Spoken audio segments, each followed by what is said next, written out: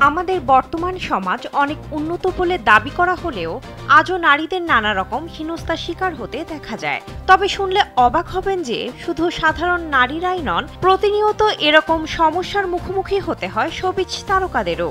ঠিক এমনই এক ভয়ঙ্কর অভিজ্ঞতার কথা জানালেন বলিউড অভিনেত্রী সোহা আলী খান।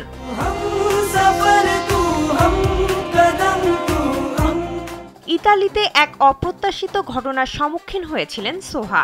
একটি পডকাস্টে সেই তিক্ত অভিজ্ঞতা শেয়ার করেন এই অভিনেত্রী। সেখানে তাকে জিজ্ঞেস করা হয় কখনো তাকে প্রকাশ্যে ফ্ল্যাশ করা হয়েছে কিনা।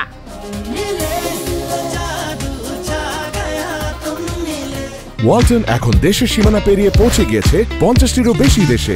ওয়ালটন, ঘরে ঘরে বিশ্বজুড়ে।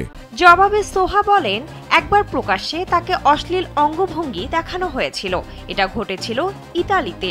স্পষ্টতই এটি প্রায় ঘটে, আর সেটি ঘটেছিল দিবালোকেই। এই ঘটনায় একরকম বাকরুদ্ধ হয়ে পড়েন সোহা। তিনি বলেন, আমি তখন ঠিক বুঝতে পারছিলাম না কি হলো এটা, তাদের উদ্দেশ্য কি, আমি আর বুঝতেও চাইনি।